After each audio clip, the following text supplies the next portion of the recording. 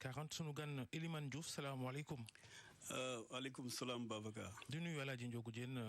da ngaa jiite syndicat ca SDE Sénégalaise des eaux mi nga xam ni dañoo nangu waxin nangu li nga xam ni moom mooy marché ndox mi séddaleem ndox mi ci taax yi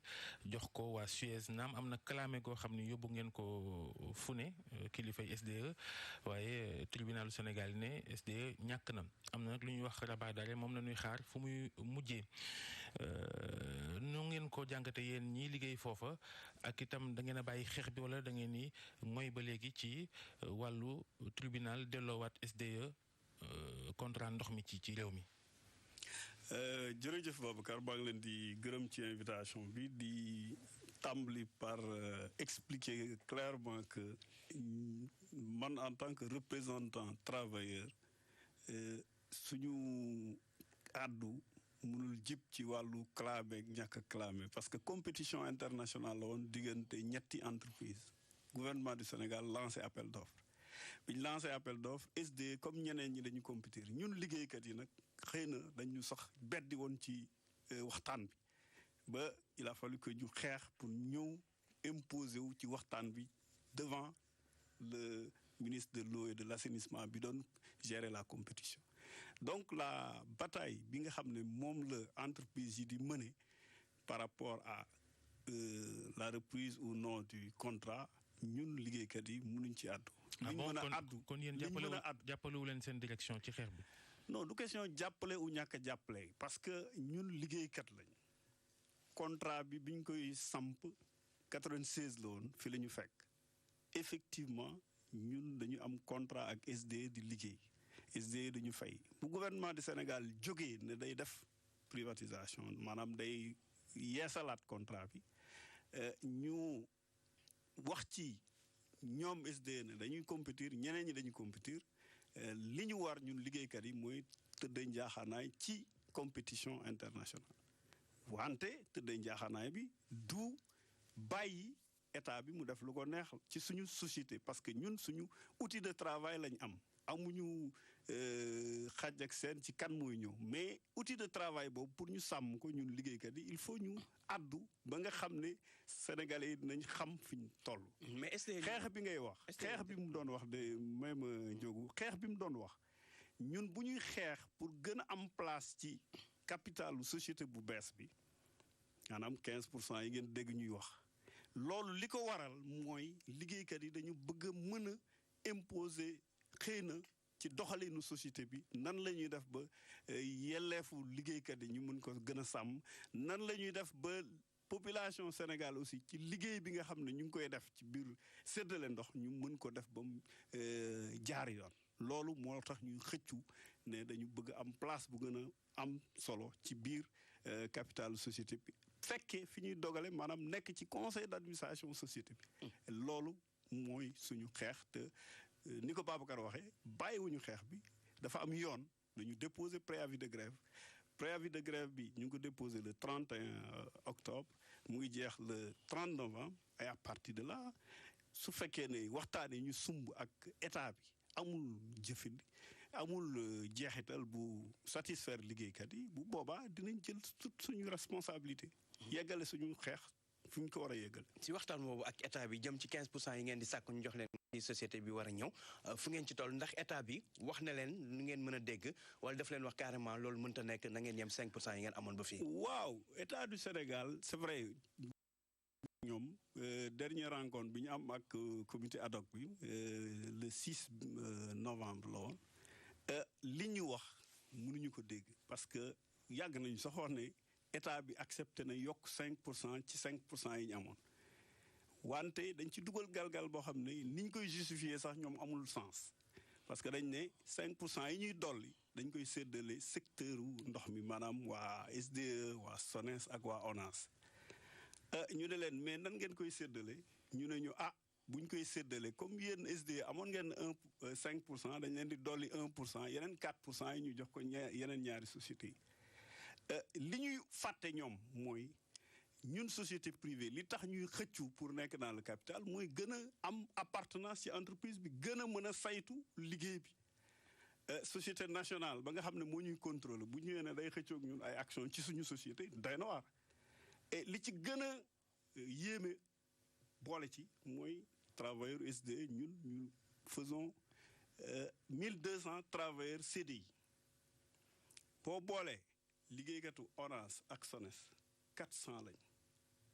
nan ngay jëlee séddale 10% nga ne nii 400 yi nañ jël 4%. 1200 yi am 6%. est-ce que loolu est-ce que 15% itam bëriwul. non 15% yi bëriwul parce que ñun liggéeykat yi 96 ba léegi ñoo tax société bi toll fi mu toll. État du Sénégal naam mooy encadré pour ñu am ay investissement mais État du Sénégal 5% la amoon ci SDE. État du Sénégal capitalisé na. Investissement yi amoon ba egg à 25% ñun bu ñuy laaj 15% dañ ko war a laaj te dañu am moyen yuñ ko jëndee du loo xam ne dañuy ñaan donc loolu moo tax ñu ne loolu jaadu na mais li ma doon expliquer léegi ci 4% wu SONES ak ONAS tey liggéeykatu SDE boo jëlee 1200 travailleurs yi buñ séddalee bu daan forme séddale boobu la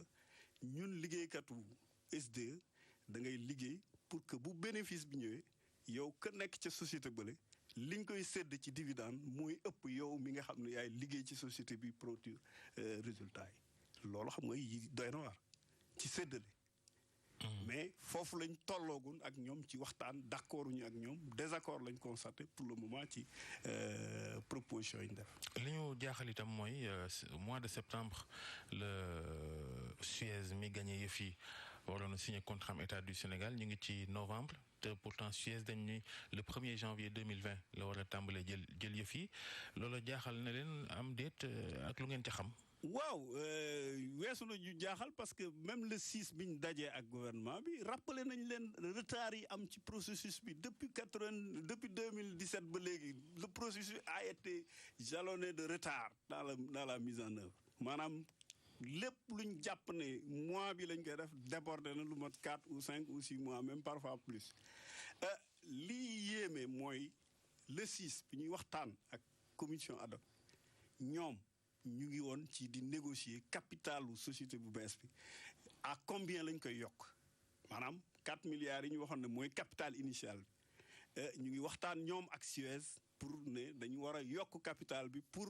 que bu ñuy def ay investissement pour démarrer société bu bees bi ñu mën ko supporter te loolu ba le en tout cas date boobu ñoom mënuñu ñu wax le nouveau capital sera de combien donc xam nga Babacar loolu mooy wone ne xëy na buñ dul ay amateurs it suñu responsable yi gérer processus bi la yàlla xam doy na parce que une société boo xam ne 1 mois et demi ou 1 mois et quelques jours moo tere mu installé wu ñu waroon a peut-être signer contrat bi il y a 3 ou 4 mois de cela. Est-ce que techniquement tey jii ak retard yooyu nga wax ñu waroon signer contrat bi septembre tàmbale est-ce que techniquement Suez mën naa tàmbale jël yëf yi 1er janvier bi ñu séntu. waaw jël mën na ko mais accompagnement bi waroon diggante SDE ak SONES ak Suez passation de service bi waroon am nga xam ne dañ ne woon mën na nekk entre 3 et 6 mois loolu bu amul cela veut dire que y aura facilement dina am cafouillage même buñ ko bëggee imposer donc loolu moom vraiment mënoo def passation de service ci lu toll 1 mois lu matul sax 1 mois. les cafouillage boobu lan la mën a jur est-ce que mënu indi jafe-jafe askan wi ci wàllum ndox ndaxte peut-être ni ñu ko waroon doxale mbir yi bu ñu ko doxalewul du am problème. waaw yaakaar naa ne xëy na ñun liggéeykatu SDE bëri nañ xëy na li nit ñi di wax mais liggéeykat yi quand même ay professionnels lañ te xam nañ bu baax li ñu yor ni mu amee solo yaakaar nañ ne li ci am solo mooy ñu waxtaan ba juboo ak gouvernement bi ci processus bi même bu dee dañ koy dandal ay weer ñoom ñoo xam mais li ci am solo mooy ñun liggéeykat yi en tout cas bu ñu waxtaanee ak gouvernement ba jubóog ñoom yaakaar nañ ne lépp luñ mën a saytu ba mu bañ a am tolof-tolof dinañ ko saytu. li nga xam ne nag moom mooy askan wi leen yitteel mooy jox jot ci ndox ni mu waree li gouvernement bi sumb ci ay chantier lu ci mel ni usine Kër Momar Sarr numéro 3 ñu koy wax KMS 3 ak lañ ca wax yëpp lañ ca def foofu itam seetlu leen fa ay yéex-yéexam ndax ba léegi bëri na ci Ndakaaru rawatina ay gox ak i xur yoo xam ni nit ñi mënuñoo jot ndox mi ci anam wu sell ak mënuñ cee jot sax tous les jours. Babacar seetlu bi mooy li nga wax mooy liggéey boobu bañ ko waree sumb ak buñ ko sumbee daanaka def na lu ëpp 4 ans maanaam projet la yoo xam ni moom ak dessalement projet la yu ñu waroon a tey fekk installé nañ ba mu commencé joxe ndox boo gisee gox yooyu ngay wax ak yenn zones yi nekk en hauteur ou bien zones yi nekk en bout de réseau mënuñu am ndox c'est parce que liñ planifié woon État du Sénégal jaarale ko ci SONES réaliser ay marché donc 2019 waroon na fekk ñu mettre en service KMS 3 waroon na fekk ñu mettre en service usine de dessalement bi war a am Dakar. Mamel di xalaat même beneen boo xam ne dañ ko waroon a def ci zone Mbour bi donc loolu mooy wane ne gouvernement bi encore une fois buñ ne leen tey la xaaral ay at ci kanam donc retard boobu. nekkul ci démarrage yu liggéey bi nii mu ngi nekk ci bañ ko waree def ak léegi kenn xamul kañ la donc ça fait plus de 4 ans ou 5 ans que chantier yooyu ñu waroon ko livrer au moins KMS 3 ñu waroon ko livrer donc loolu jeexitalam mooy lan dañ naan SDE amu fi njëriñ ou SDE joxuñu ndox bu doy alors que jox ndox boobu mu ngi dépendre ci une planification boo xam ne def nañ ko ak État du Sénégal def nañ ko ak SONES ba SONES war a liggéey bi ci délai yoo xam ne leer na donc léegi bu loolu amee tant que processus bi jeexul ñu installé jox nit ñi ndox yaakaar naa ne y aura kon lépp lu aju ci jumtukaay ak nit ñi war a jot ci ndox mi techniquement ci ni mu waree SDE amu ci responsabilité. Bon li ngay waxee bon responsabilité SDE mooy ñu ne ko 100 000 mètres cubes jour a ngi nii distribuer ko 100 000 mètres jour bi bu ko distribuer maanaam mu am besoin wu 200 mètres cubes xam nga ne distribution ba day tolof donc loolu mooy contrat d'affermage bi ku nekk dafa am loo waral def SONES daa am lu mu war a def SDE am lu mu war a def bu kenn deful li mu war a def affaire bi sox donc yaakaar naa ne loolu aussi il faut que population bi xam ko que muy SDE que muy Suez tant que État du Sénégal mu ngi planifier ay chantier du leen réaliser keneen ku ñu mënti andi tamit du fi andi leneen parce que ñun par exemple liggéeykatu SDE tey xaaruñu au plan technique dara ci Suez déedéet lépp lu ñu war a def sénégalais yi fi nekk maanaam duñu dara lu bees ñoom duñ ñu andil dara lu bees la preuve maa ngi leen di wax léegi capital bi 4 milliards la ñoom 45% lañ ci am ñooy partenaire majoritaire bi bu ñuy ñëw dañu waroon a andiwaat investissement yi nga xam ne moom la ñu war a démarrer ñoom ñoo ko waroon a préfinancer parce que ñoom le capital majoritaire ci société bu bees. bu dee ci wàllu séddale mais tey bu dee séddale la rek tey. bu dee séddale bi ñoom duñu yokk dara ci yëf yi. ah ñun de li ñu doon xaar gisuñu ko. gisaguñ leen de xamaguñ la ñuy andi mais xam nañ ne tey liggéeykatu SDE fi ñu toll nii benn tubaab moo fi nekk ci biir SDE te tubaab boobu gestionnaire la et ça fait plus de 4 ou 5 ans amatuñ sax benn technicien boo xam ne jóge na France ñëw di liggéey ak ñun donc tout ce qui est ingénierie technique distribution de l'eau ay sénégalais ñoo koy def et ñoom ñooy continuer di ko def donc yaakaar naa ne côté boobu xaaraguñ en tout cas lu bees ci ñoom li ñuy xaar lu bees kay ñun liggéeykat yi mooy chantier le pare ñu mën a jox li population bi ndox mu doy. xëy na li dalal seen xel tam mooy ñoom yéen ñëpp yi doon liggéey SDE dañ leen di jël. non loolu. moom féete na boor loolu obligation la. parce que mënoo ñëw ne da ngay reprendre société boo xam ne 1200 travailleurs yi sax doyul. parce que tey 1200 travailleurs ci distribuer ndox ci Sénégal gépp xam nga ne doyul parce que am na poste yoo xam ne ba léegi dañ leen di doubler mbaa ñu tripler leen ñaar ou ñetti nit doon def sax benn nit moo koy def donc cela veut dire que maîtrise u personnel bi ak maîtrise u besoins yi déjà xam nañ ko ñun au niveau des travailleurs. léegi 15% yi nga wax ne moom ngeen di laaj léegi seen préavis de grève bu jeexee lan ngeen fas yéene bu fekkee ne amul ndax da ngeen ci ngoy par la force wala. waaw mais ñun fi mu nekk nii moom li ñu jiital mooy waxtaan li ñu jiital mooy sensibiliser dinañ waxtaan ak ñëpp ñu war a waxtaanal autorités yeeg personnalités yi nga xam ne am nañ kàddu ci réew mi ñu ngi waxtaan ak ñoom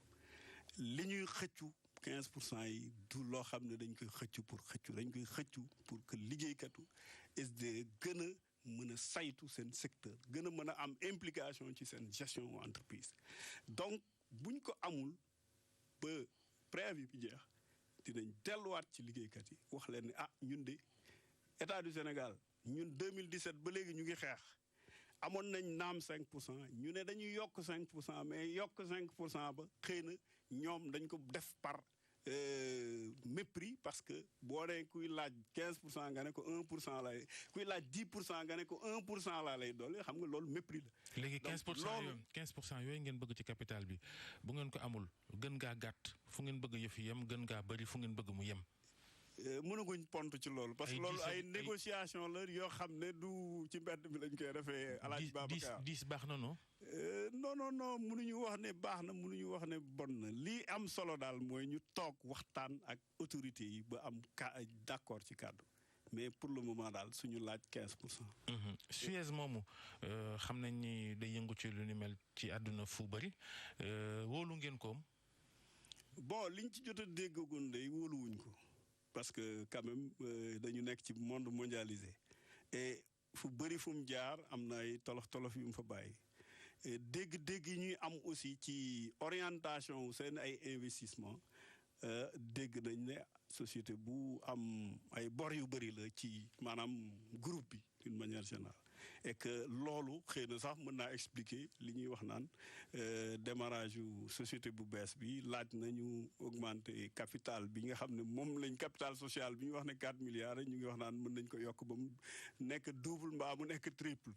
mais yaakaar naa ne autorité Sénégal dinañ jël seen responsabilité. mënuñu ne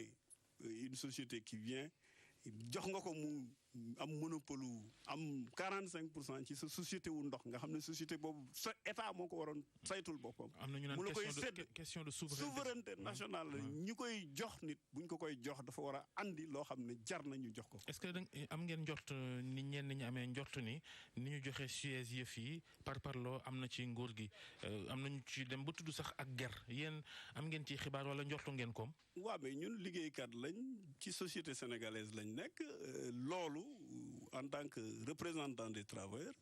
ni ko ñooñu njorte noonu lañ koy njorte parce que processus bi Babacar li ci lalu dafa yàgg 2017 ba 2019 contentieux bi di continuer loolu kay même buñ la ko waxul war nga xam ne am na lu ci laxasu loo xam ne leeru mais bon amala li ci am solo mooy tey nan la ñuy saytoo processus bi ak responsabilité au état du Sénégal pour que